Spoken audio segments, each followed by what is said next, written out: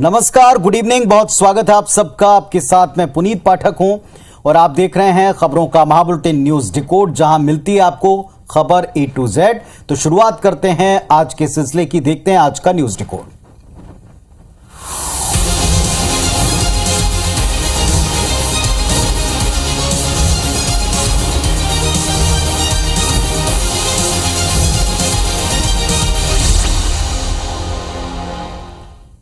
आज खबरें बहुत सी हैं, बड़ी खबरें हैं, लेकिन आज जिस खबर से हम अपने न्यूज डिकोड की शुरुआत कर रहे हैं, ये मन को आपके बड़ा सुकून देगी।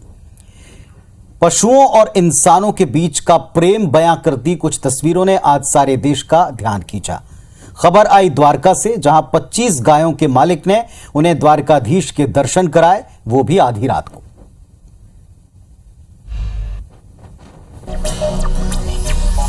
खूब खेले थे गैयों संग बाल गोपाल, द्वार आई जब ये बड़ी दूर से, कैसे दर्शन न देते नंदलाल। तस्वीरें भगवान श्री कृष्ण की नगरी द्वारका की हैं, जहां इतिहास में पहली बार आधी रात को द्वारकाधीश मंदिर के पट खोले गए।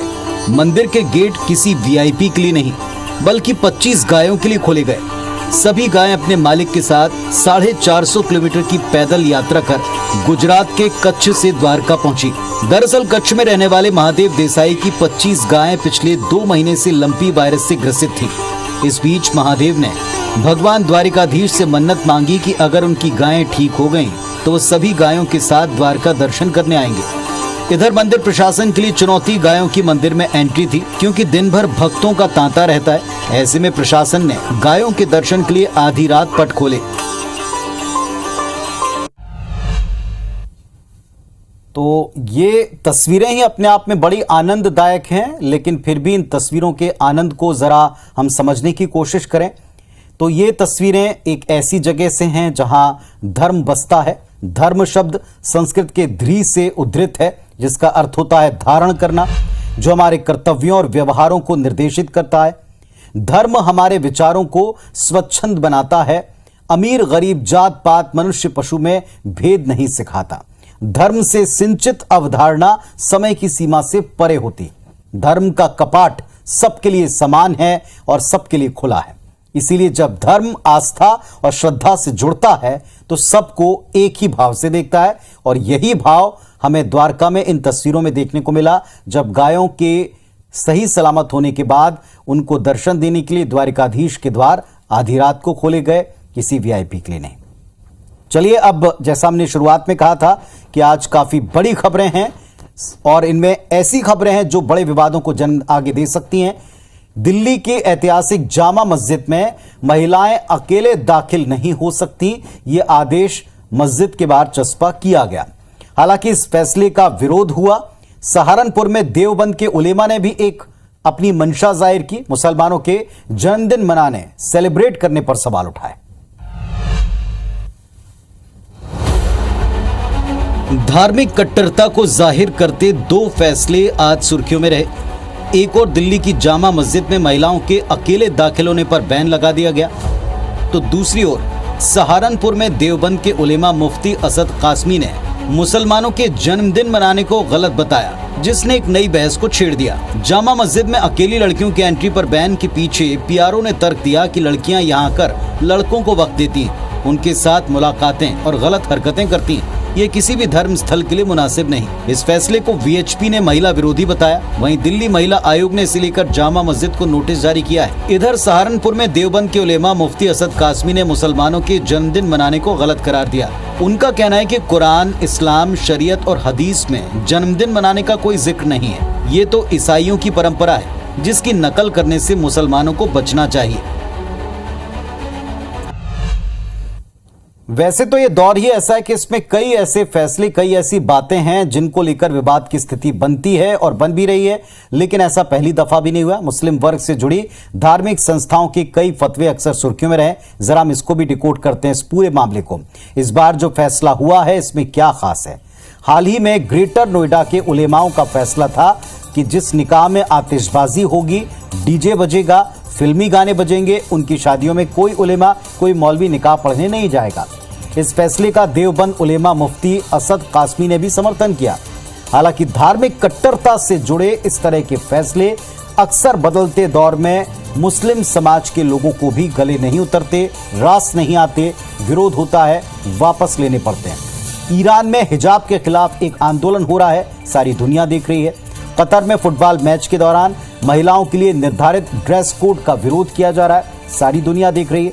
ये घटनाएं अपने आप में पुख्ता करती हैं कि लोग आजादी से समझौता नहीं चाहते, जब तक कि वो संविधान के तहत किसी कानून का विरोध ना कर रहे हों। अब इस पूरे मामले में या इन दोनों मामलों में लोगों के ऊपर निर्भर करता है कि वो क्या और किस अंदाज में इन फैसलों को लेते हैं, लेकिन इनका विरोध होना तकरीबन तय दिखता है। राहुल गांधी की भारत जोड़ो यात्रा का जिक्र करते हैं। मध्य प्रदेश में आज इस यात्रा का दूसरा दिन था। इस यात्रा में आज प्रियंका गांधी वाड्रा भी तय वक्त पर कार्यक्रम में शामिल हुई। राहुल ने आज टंटिया मामा की जन्मस्थली पहुंचकर प्रणाम किया है। भारत जोड़ो यात्रा के एमपी में दाखिल होने के बाद राहुल गांधी के ये तेवर खंडवा में देखने को मिले। जब वो टंटिया मामा की जन्मस्थली पहुंचे, यहाँ राहुल गांधी ने आदिवासियों को देश का पहला मालिक बताया। इस दौरान उन्होंने बीजेपी पर जमकर हमला बोला और प्रधानमंत्री मोदी से माफी मांगने की मांग की। पीएम मोदी से माफी मांगने की मांग की कि ये जो बीजेपी के लोगों ने आपके ऊपर अपमान किया है, ये जो शब्द इन्होंने आपके लिए प्रयोग किया है वनवासी, इसके लिए ये आपसे माफी मांगे। इस यात्रा के दौरान राहुल गांधी पहले भी बीजेपी पर आरोप लगा चुके हैं, जिस पर आज बीजेपी प्रदेश अध्यक्ष बीडी शर्मा ने पलटवार किया। आज दुनिया इस हिंदुत्व के जीवन पद्धति के आधार पर ही दुनिया आज भारत की संस्कृति और उसको मानने का प्रयास करती है, लेकिन आप लगातार हिंदुत्व पर जो प्रहार करते हैं, हिंदुत्व पर आपने जिस प्रकार का अपमान किया है, ये देश की जनता आपसे पूछना चाहती है कि आपको क्या अधिकार है। आज एमपी में राहुल की यात्रा का दूसरा दिन था। आदिवासी वोटों को साधने राहुल गांधी ने जमकर वायदे भी किए, क्योंकि मध्य प्रदेश की 47 सीटें एसटी वर्ग के लिए आरक्षित हैं। लिहाजा टंटिया मामा की जन्मस्थली पर प्रणाम कर राहुल गांधी ने आदिवासी वोटर्स को साधने का पूरा प्रयास किया। तो हम न्यूज डिकोड में कल भी इस बात को डिकोड कर चुके हैं कि राहुल की यात्रा मध्य प्रदेश में जितने भी दिन हैं, हर दिन की अपनी एक थीम है। टंटिया मामा उनके जन्मस्थल पर जाकर जो कुछ कहा, यह भी अपनी एक थीम का हिस्सा दिखता है। वैसे इसी से जुड़ी एक और खबर है जिसको आज विस्तार से समझना जरूरी है। एक तरफ राहुल हैं जो भारत जोड़ो यात्रा के साथ मध्य प्रदेश में आगे बढ़ रहे हैं। इसका अगला पड़ाव कांग्रेस शासित राज्य राजस्थान है, लेकिन राजस्थान में जो घमासान मचा है वो सारे देश में पार्टी की गंभीर टूट की तरफ इशारा कर रहा है।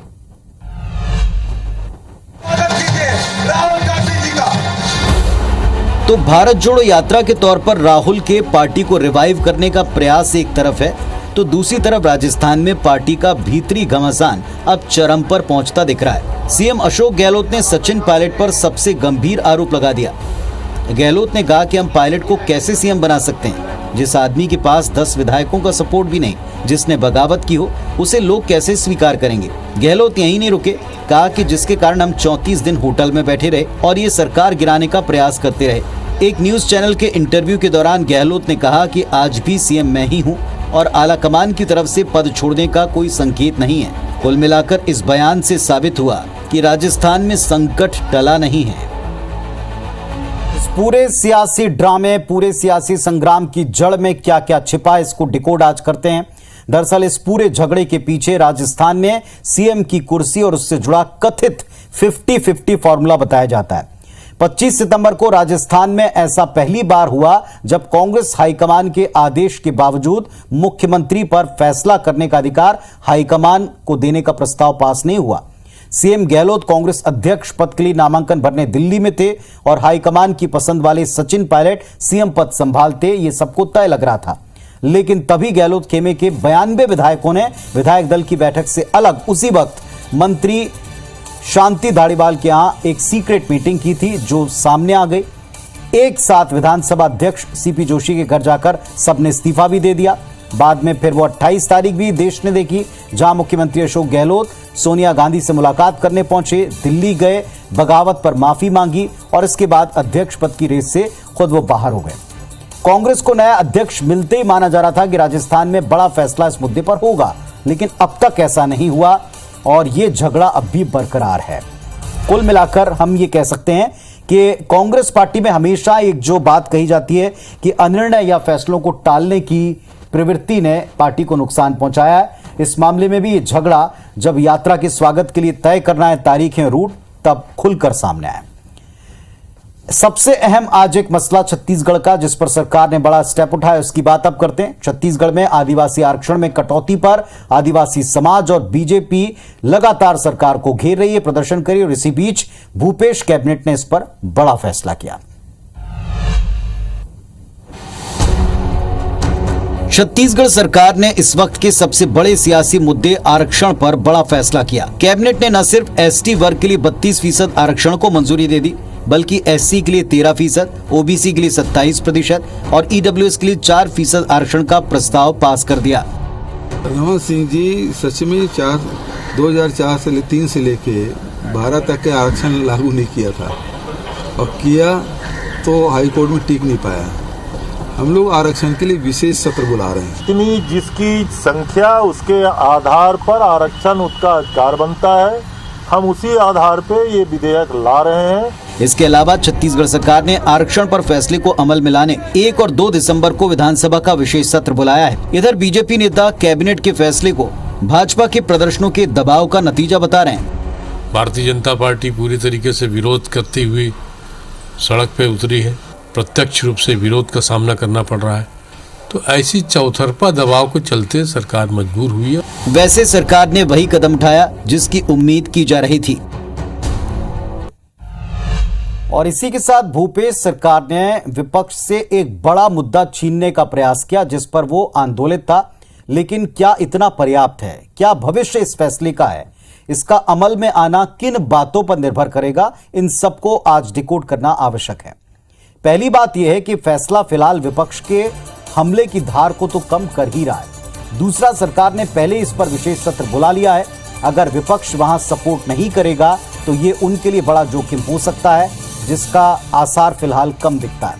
तीसरा, 1 दिसंबर को सुप्रीम कोर्ट में सुनवाई के दौरान सरकार के पक्ष में बात जाती है, कानून को मंजूरी इस पर मिल सकती है अगर सब कुछ मनचाहा हुआ तो। लेकिन अगर सुप्रीम अदालत हाईकोर्ट की ओर से एसटी आरक्षण को 20% रखने के फैसले को बरकरार रखती है, तो छत्तीसगढ़ सरकार 1 और 2 दिसंबर को विशेष सत्र में विधेयक पास करने के बाद केंद्र से ये आग्रह कर सकती है कि संविधान की 9वीं अनुसूची में छत्तीसगढ़ के आदिवासी आरक्षण कानून को शामिल किया जाए, क्योंकि 9वीं अनुसूची में शामिल कानून को कोर्ट में आगे चुनौती नहीं दी जा सकती। वहां भाजपा नीत केंद्र में सरकार बैठी है, अगर वो इस आग्रह को ठुकराते हैं तो भी वो आदिवासी वर्ग और कांग्रेस के निशाने पर आते हैं, और ये बात जाहिर तौर पर कांग्रेस के क्षत्रप समझते हैं। फिलहाल सरकार के पास चुनाव से पहले प्रदेश में आदिवासियों को खुश करने का, जताने का कि हम काम कर रहे हैं, सटीक काम कर रहे हैं, यही सबसे बेहतर विकल्प नजर आया।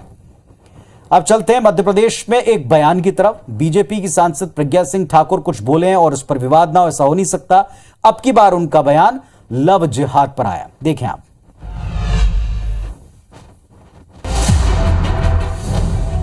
लव जिहाद का जो एक जहर फैल रहा है हमारे समाज में, वो लव जिहाद हमारे लिए एक देश के लिए कलंक है। तो प्रेम अब कैसे लव और लव कैसे जिहाद बन चुका है, ये सुना आपने।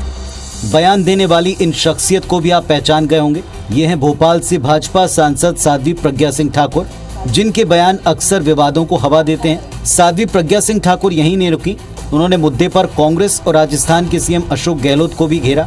और इस तरह का समर्थन करने वाले अशोक गहलोत, राजस्थान के मुख्यमंत्री, उन्होंने जिस प्रकार से इसके पक्ष में बयान दिया है, उस लड़की को का अपमान किया है जो मर गई है। दरअसल राजस्थान के सीएम अशोक गहलोत ने दिल्ली के श्रद्धा मर्डर केस को दुर्घटना बताया था और इस पर कौम विशेष को टारगेट किए जाने का बयान दिया था। इस बयान के बाद से कांग्रेस बैकफुट पर है। किसी को भी इस मामले में बयान नहीं देना चाहिए।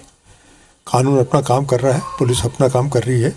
जिसने भी ऐसा कृत्य किया है वो सब सामने आ जाएगा। साफ है कि लव और जिहाद पर दिए गए बयान की गूंज देर तक रह सकती है। अब इस पर भी बहस कर सकते हैं कि यह बयान सोच समझ कर दिया, जानबूझ कर दिया, सोची समझी रणनीति के तहत दिया, इस वक्त ही क्यों दिया। लेकिन दरअसल आज हम इससे इतर इस बात पर जरूर मुद्दे को डिकोड करेंगे कि इसकी आवश्यकता कितनी है वास्तव में। दरअसल धर्मांतरण और लव जिहाद के कई केसेस मध्य प्रदेश में लगातार सामने आए हैं। ये एक कड़वी हकीकत है। इस पर साध्वी ने जो बयान दिया है, इसके जरा मायने आप गंभीरता से देखें। किसी भी धर्म का रूप इतना विस्तारित होता है कि वो सीमाओं से परे माना जाता है, लेकिन किसी के धर्म को चोट पहुंचाने के लिए जब कुछ इरादे लेकर झूठ बोलकर काम किया जाए तो वो हर धर्म में अधर्म के दायरे में आएगा, अधर्म ही कहलाएगा। इन दिनों जबरन धर्म परिवर्तन के कई केसेस सामने हैं जिन पर प्रशासन या पुलिस एक्शन ले रही है। सियासी बयान इस पर आना सियासत के लिए एक मजबूरी बन चुका है। कानून प्रेम को किसी मजहबी दीवार में वैसे बांधता नहीं, लेकिन अगर कानून तोड़ा जाए, झूठ बोलकर धर्म परिवर्तन कराने का दबाव डाला जाए तो फिर लोग इसमें कट्टर होकर सामने आते हैं, ऐसे बयान देते हैं। अपने सियासी नफे नुकसान को देखते हुए नेता भी बयान देने में कतई पीछे नहीं है। लेकिन एक और अहम जिम्मेदारी नेताओं की होती है, और नेताओं की अहम जिम्मेदारी यह भी है कि क्या उनके किसी बयान से मामला सुलझता है या उलझकर बड़ा विवाद खड़ा करता है। न्यूज़ डिकोड में आज के लिए इतना ही। अपना और अपने परिवार का अच्छे से ख्याल रखें। नमस्कार, शुभ रात्रि।